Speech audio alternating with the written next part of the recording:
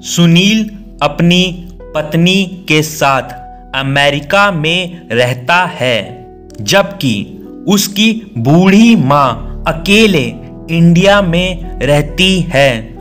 सुनील के पिता का 3 साल पहले देहांत हो गया था। सुनील 6 सालों से घर नहीं आया। उसकी माँ हमेशा उसके आने की उम्मीद लगाए रखती है। एक दिन सुनील का फोन आया।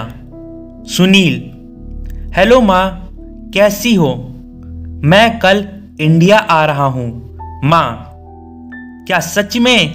ठीक हूँ। बहू और बच्चे भी आ रहे हैं ना?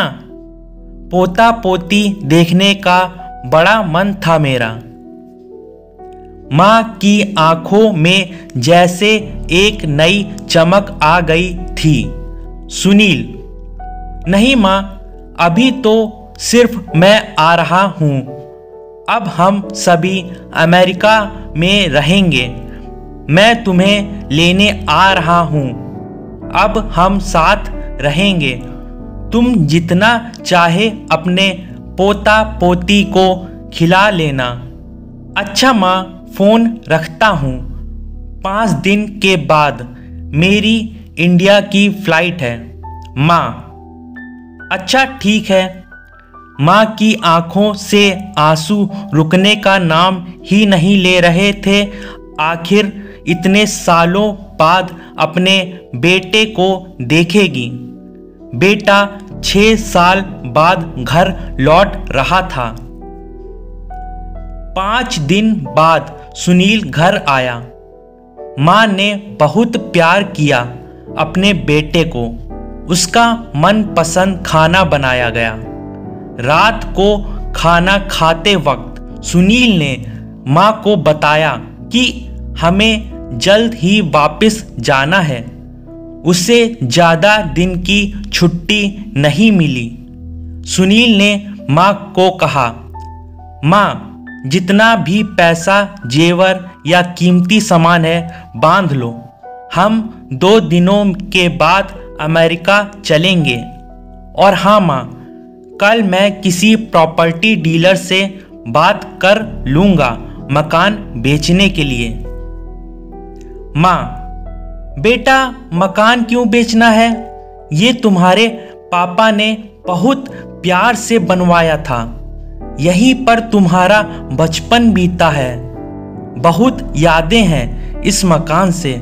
सुनील: माँ, जब हम सब अमेरिका चले जाएंगे तो मकान का क्या करेंगे? इसका ख्याल कौन रखेगा? ये तो बेचना ही पड़ेगा। बेटे की खुशी में ही माँ की खुशी थी, इसलिए माँ मान गई। बेटे ने मकान अच्छी कीमत पर बेच दिया और अब सब कीमती सामान लेकर 2 दिन बाद अमेरिका जाने के लिए माँ बेटा एयरपोर्ट पहुँच गए। एयरपोर्ट पर सुनील ने माँ को एक कुर्सी पर बैठा दिया और कहा कि थोड़ी देर में टिकट और फ्लाइट के बारे में पूछ कर आता हूँ। 1 घंटा बीत गया, लेकिन सुनील नहीं आया। तभी एक एयरपोर्ट के कर्मचारी ने बूढ़ी माँ को बैठे देखा तो पूछा, माँ जी, आप किसी से मिलने आई हैं?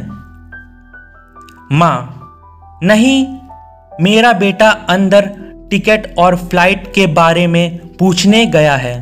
उसका इंतज़ार कर रही हूँ। आज हम अमेरिका जा रहे हैं। कर्मचारी: लेकिन अंदर तो कोई नहीं है और अमेरिका की फ्लाइट तो 30 मिनट पहले जा चुकी है।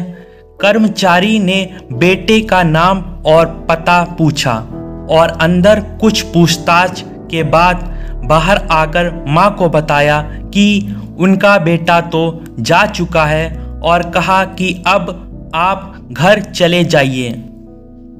इतना सुनते ही माँ की आंखों से आंसू बहने लगे। किसी तरह माँ अपने बेचे हुए घर के पते पर पहुंची और रात को वहीं सो गई।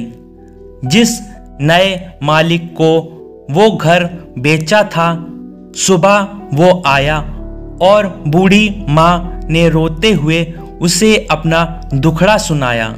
मकान मालिक का दिल पसीज गया और उसने बूढ़ी माँ को एक कमरा किराए पर दे दिया। कुछ दिन बाद उस मकान मालिक ने सुनील की माँ को कहा, माँ जी, अब आप अपने किसी रिश्तेदार या सगे के पास जाकर रहिए, क्योंकि अब आपकी उम्र बहुत हो गई है और कोई तो चाहिए जो आपका ध्यान रख सके। बूढ़ी माँ ने कहा, शायद मेरा बेटा अपनी माँ के बारे में सोचकर वापस आ जाए।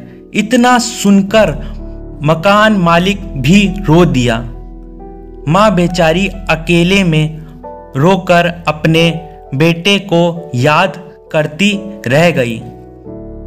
दोस्तों, जिंदगी में आगे बढ़ने के लिए सुनील ने अपनी माँ के साथ बहुत बुरा किया, लेकिन माँ तो माँ है।